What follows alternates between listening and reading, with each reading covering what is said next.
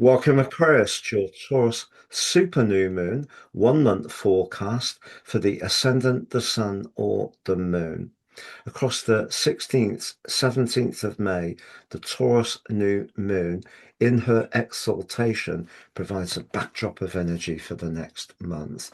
The sign of Taurus is very much about life foundations. It's an earth sign, can also be about our sense of our own self-worth and values and our approach to everyday resources. It's ruled by the sensual Venus, which means we have an acute appreciation of our environment as Aquarius people, because Taurus is the fourth zodiac sign for Aquarius, and that brings a more emotional dimension to Taurus's energy. So it's about being protective. It can be about where we live, our connection to our family, or our inner world.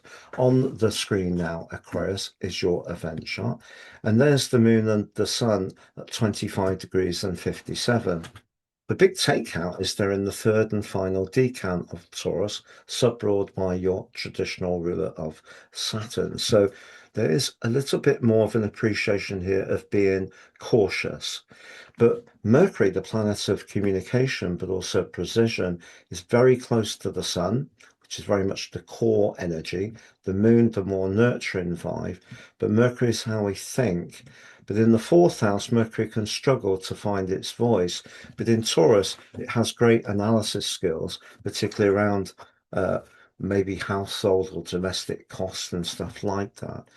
So it's important when Mercury and the Moon are together that we don't lose our objectivity, but equally we don't lose our appreciation of the more sensitive and nurturing vibration.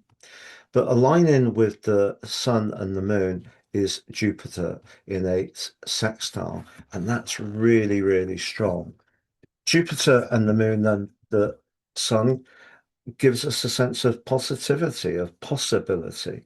But it's just for you. Jupiter's in a more practical area, and these guys are more at the root of your situation. It's not so much about your connection to the world, it's more your connection deep down within yourself. Now, if we think back to Uranus, your modern ruler's journey through the sign of Taurus over the last 7 years until quite recently, that did bring the potential for a lot of disruption, maybe change, maybe separation, maybe distance, maybe multiple places that you've lived. And I feel this new moon is a chance to try to get grounded, to get more earthed in that inimitable Tauran way, but very positively. And Uranus, of course, for you and for me too, has moved into the fifth house, which is much more to do with being joyful, playful, charismatic, forging an amazing link with Pluto in Aquarius. So if you are doing something that's different and daring, it could be really exciting you. But hold on, this Taurus energy is about being careful and cautious. So there is a little bit of a contrast. I wouldn't say conflict, but we also have Mars, the planet of action and desire, at home in Aries, coming to the end of a 6 week journey in a stunning link with Venus.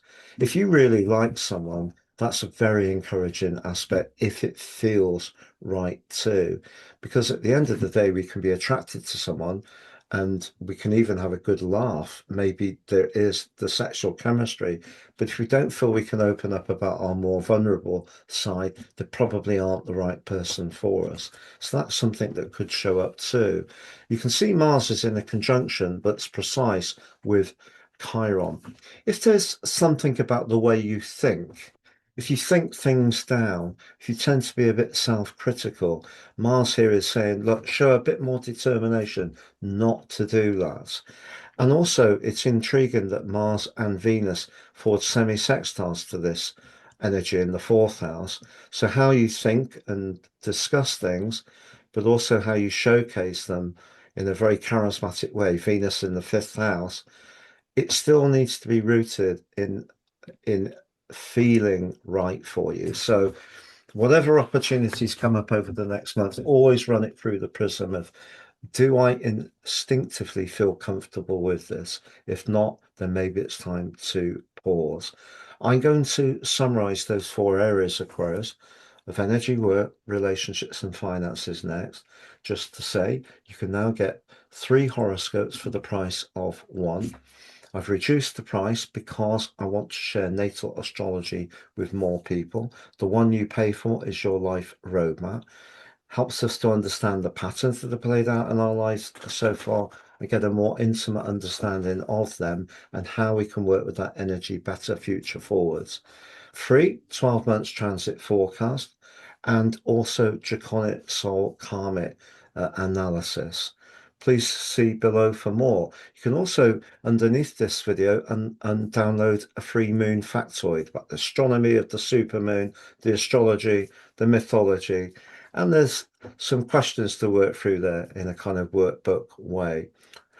Now, if you'd like to work with me one-to-one, please see my testimonials below. It'd be a pleasure. I work with people the world over. If you would like to take advantage of my free daily written horoscope fired to your device each morning, please do so by signing up. Get your early day celestial pit stop. You can read it for your ascendant, your moon, your partner, an ex-partner, whoever you want. Now, to summarize, when it comes to your professional situation at the moment, if you're working in an environment where you don't actually feel that comfortable, I think you are being asked to think again. You know, it's important to feel at ease, and atmospheres are something that will show up more over the next month. If you're wanting to amend your home, if there have been some delays, it's a great chance to do that. If you're wanting to use your home as a base for business or a creative activity or a gathering point for people in your community, also a very sparkly time. Finances, well, because the fifth house can be very much about speculation and Venus is the ruler of Taurus, the planet of money, even though the new moon is underscored by the more cautious energies of Saturn, if you're really up for doing something more daring, Mars and Venus certainly gives you a lot of push. Just run it through that prism of does it feel right? As far as energy is concerned, I think Saturn in the third house points to nervous energy. So too much spreading ourselves too thinly can lead to feeling a bit exhausted. So just be conscious of that. It's been a pleasure being with you, Aquarius. Thank you so much for joining me. Look forward to seeing you again soon. And bye-bye for now.